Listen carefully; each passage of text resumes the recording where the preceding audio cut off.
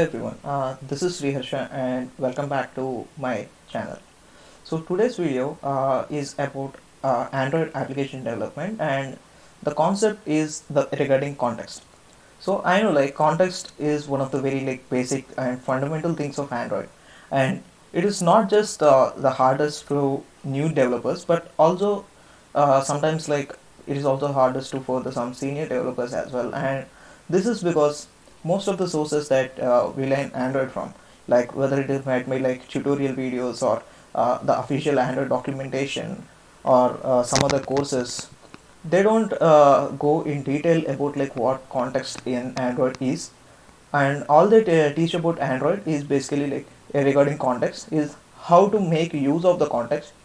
But after the course, like you will be able to use the context, but you won't be knowing much about context, like why do we have the context in the first place, which kind of context that should we actually choose from, what kind of different types of contexts are there and all.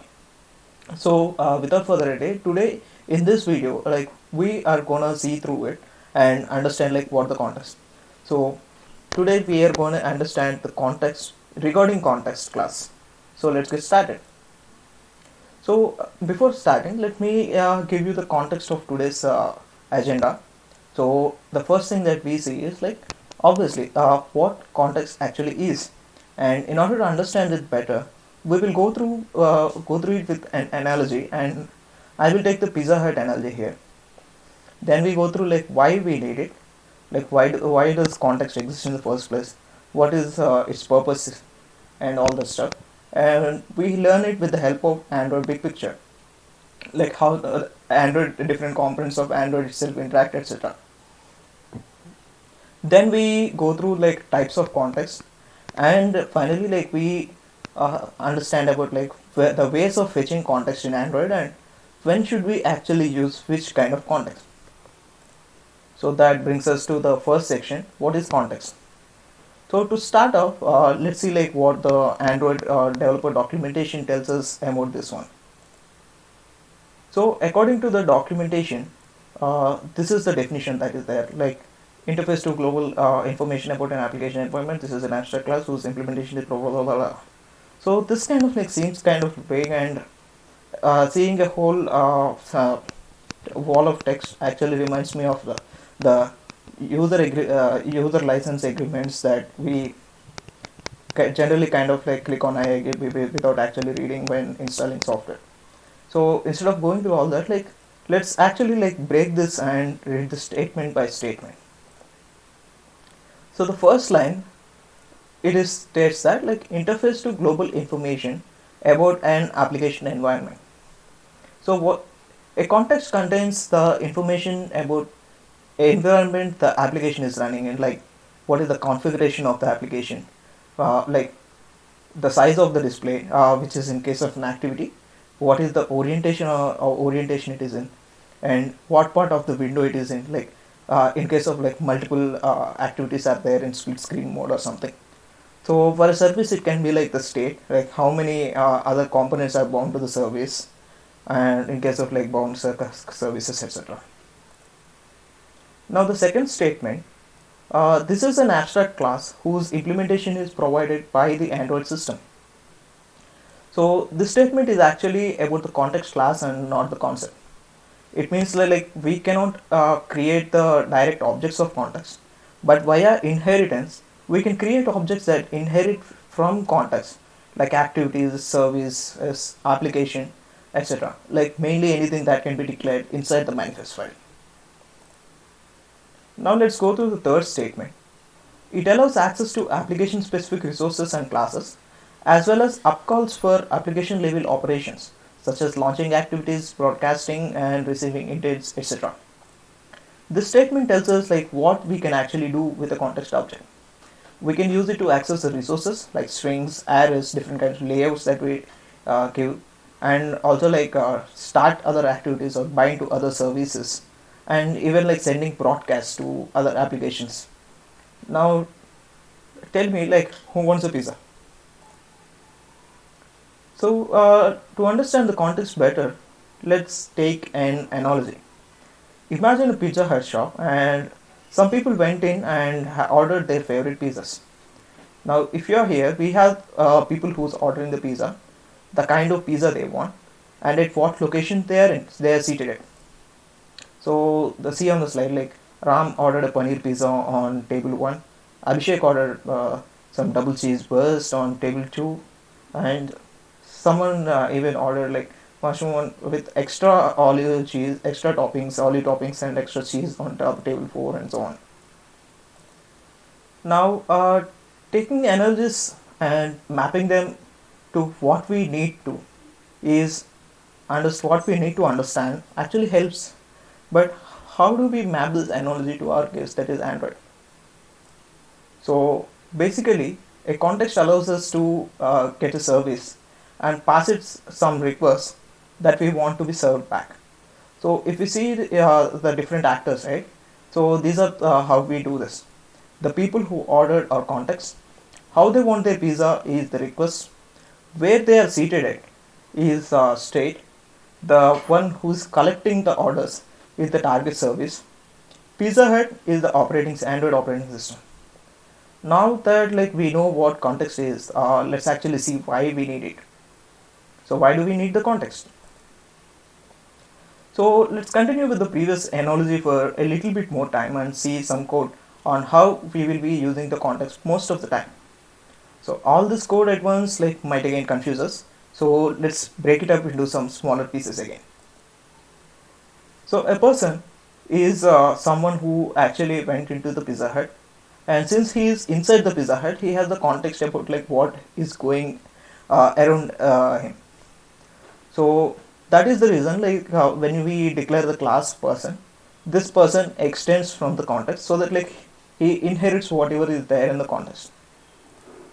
And now since we are the person, let's say I am the person who is having the context. Since I'm having the context, I can get the system service, and I use it to get access to someone who collects the orders. Like let me get an order collector. So what I do, I just call with my context like person dot get system service. I'll ask for the system service, and I want the Pizza Hut service, and what I'll get back is a service called as order collector, which in our analogy is the waiter who actually takes our orders. Now that once we have the service, like the system service of order collector, we can actually request a pizza with what kind of details that we want and all. So in this exact example, what we do is we take a pizza request builder. This is a builder pattern, and this is the general Android pattern, general developer pattern here. And what we do, we specify the type of pizza that we want to paneer. We want the size to be a medium sized pizza and with the tomato toppings on it, and also with extra cheese, and we build the request, and then we pass on the request to the order collector. And there is one more thing here. You can notice like why there is I didn't give any like return value to this order function.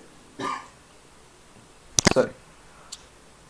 If you can notice here, right, like I didn't give any return type to this order function, and the reason is like most of the Android functions they are asynchronous in nature. Like if you see the context, right, like start activity for result, etc., you will get the result in actually a different place in the on activity result method. So for this reason, like because of this asynchronous notion, I didn't actually include a return type. Okay, now I know that this analogy is kind of like good, or at least I pretend it to be, if not. But we generally won't be ordering pizzas from Android OS, right? So in order to understand like how different Android components use this context and all, let's go through the Android big picture. So this is the Android big picture, or like is a rather a small part of it, and I will only be like giving an overview of it, since this one can take like more than 6 hours to explain each and every part. And also like we also don't need all of that information at once. So in order to know just the topic of context or topic of today's video, that is Android context. So if you see this thing, right, like there is a very big part in the center of the screen which is called a zygote. And if you remember biology sessions in school and all, right, a zygote is like an eukaryotic cell eukaryotic cell which can like divide itself into like multiple parts, and that is exactly the why it is named as zygote. All it does is like this is the application process in Android, and this is also the server process runs inside zygote. So if you need to like go into more details on this one, mention in the comments below, and I'll make a separate video on how zygote actually works. So as an overview, right, all it does is like it loads up the system services and all, and uses the fork system call, which is a Linux system call, to replicate into an application process, and it does fork once for every different application.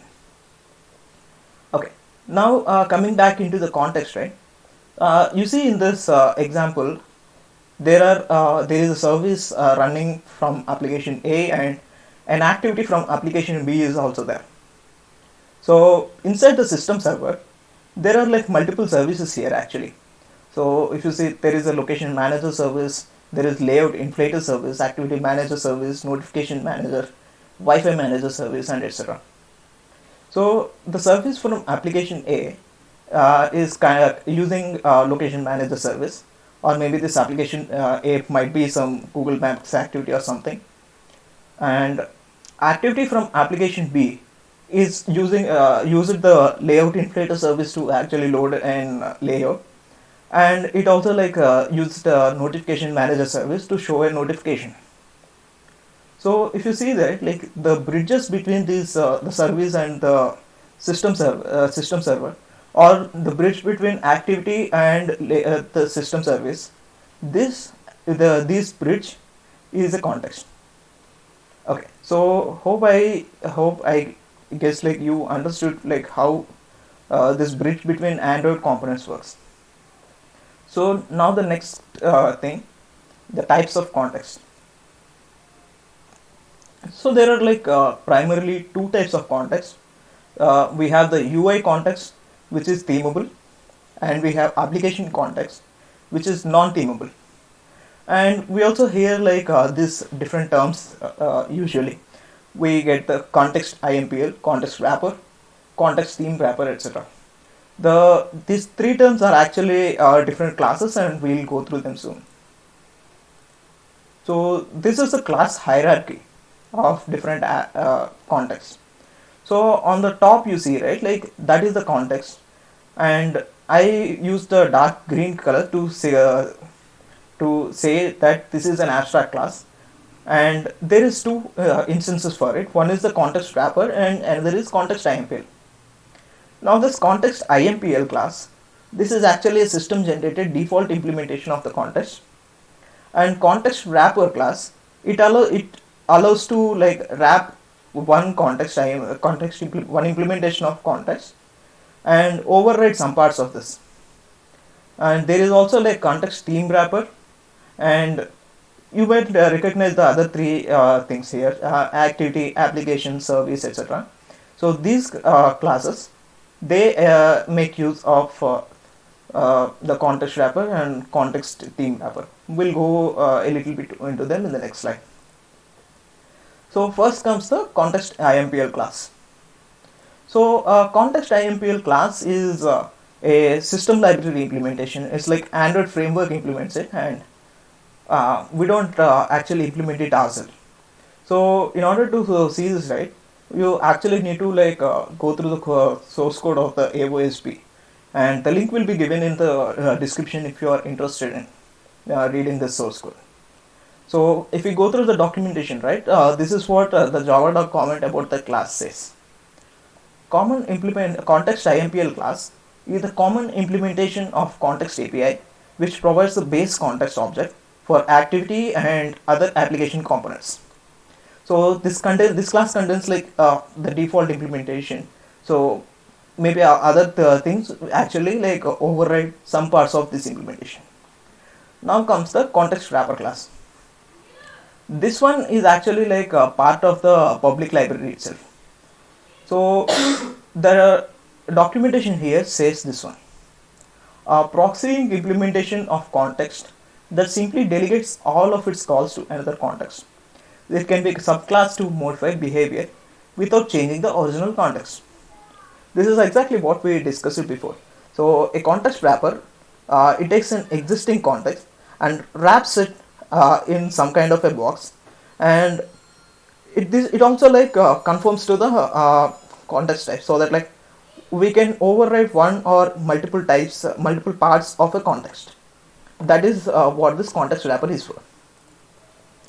Now we have this context theme wrapper, and this is again what the documentation says there.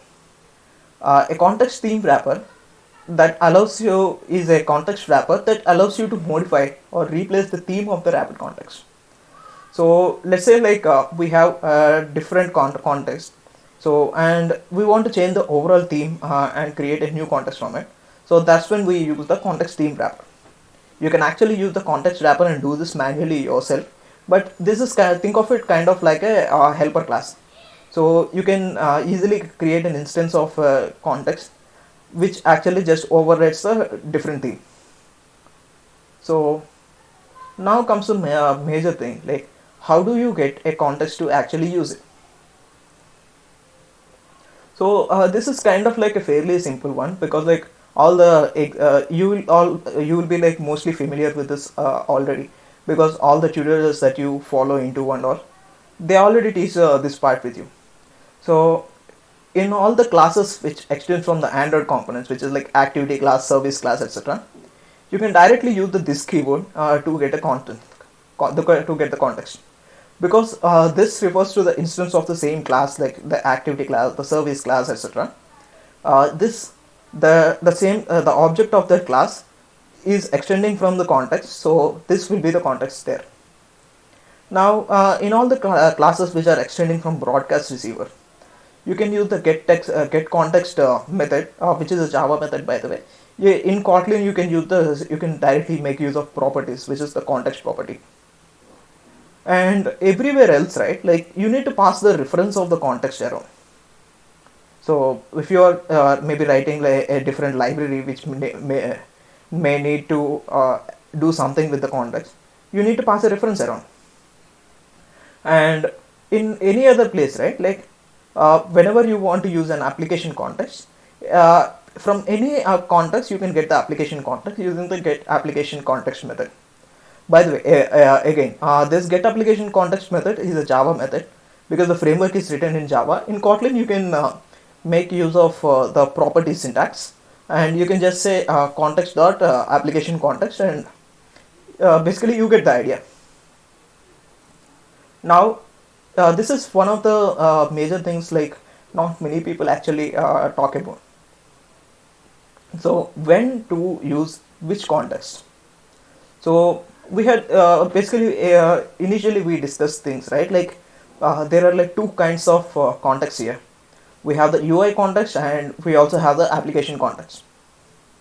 Now we need to use the UI context for creating the views on layouts, accessing drawable resources, loading and using custom fonts, or creating the snack bars. And we use the application context for reading files and assets, creating toasts, doing database transactions, like creating a room database instance, for example, or any other operation that is can be like potentially continue after the component is destroyed. Like for example, this is like for example, you want to start something, and you say you will be like handling that context in memory. You will be like keeping a reference in memory, and if you say like in the meantime, if the activity is kind of like getting destroyed, even after it destroyed, it kind of like cannot be reclaimed. The memory it uses cannot be reclaimed, because like you are holding a strong reference to it in some other part of your application. So that is why, like if it is going if you are going to like the operation is going to extend that lifetime, you must not be using a UI context. You should actually use an application context. So this is also the difference, like we use the UI context to create a snack bar, and we use application context to create a toast. So this is also some kind of like confusion that brings to like new developers who is coming to Android. So when we see different examples, right, like whenever we are creating toasts, all we do is like toast.make, and we directly use this as the context, and most of the time we are creating toast from the activity. So while this is like a toast is a short living thing, and it doesn't actually take much problematic. So it can actually cause a memory leak if something weird happened, for example. So whenever you're creating toast, it's always like better to use an application content, because toasts have no custom styling anyways. And for a snack bar, right, like we actually use a snack bar is itself a view, and because this is a view and we can also like customize the style of the snack bar, we can actually theme it and all on the stuff. So that is the reason we need to use a UI context for creating a snack bar. So let me also like give me some tips actually. These are some tips which I kind of like picked up from over like 2.5 years of Android development. So whenever you are using a context, always prefer to use require context instead of forcefully saying using forcefully saying that this context is non-null. So the double exclamation that you see here is kind of like a Kotlin operator. We call it the bang operator, and we call it the bang because like whenever it is actually null and you are specifying the compiler that it is not null, there is a chance that you get a null pointer exception in the runtime, and that is the reason always use require context, because require context explicitly tells you that uh, it can actually throw a runtime exception and you will be knowing it. So whenever you are using it, prefer require context and use a try catch expression. The second thing is like there will be times when you might not be knowing like which kind of context to use, etc. So when you are unsure about which context to use, prefer to use application context. So the third point is like regarding the different libraries. So there are some kind of libraries which tell you to like install their own context wrapper, and I'd suggest to avoid those kind of libraries, because like avoid them like plague, or even COVID-19 or something. So the reason is when context is being wrapped, the other context can do like a lot of different things. Maybe like some of the resource which is actually you are having it in your application, but it will not be finding it because the wrapper is a different thing, and debugging these kind of things will be like a lot problematic, and they are like very time consuming. So it's best to avoid these things in the first place. So yeah, we are through this presentation. So if you have any questions, right, like you can feel free to ask any questions you have to me. So how you are gonna ask them? You can comment on this video, and I will go through like each and every comment on the video, and I'll reply to each and every of them. Or you can also ask me on Twitter. I'll give the my Twitter handle in the video description. So thank you for watching. I hope you like the content of this video. If yes, please like, and if you didn't like the content of the video, feel free to dislike, but you also like give me a reason like why you didn't like this, what can the content what is your expectation that didn't match, etc. So, and subscribe for more of such content in the future. So thank you for watching. Bye.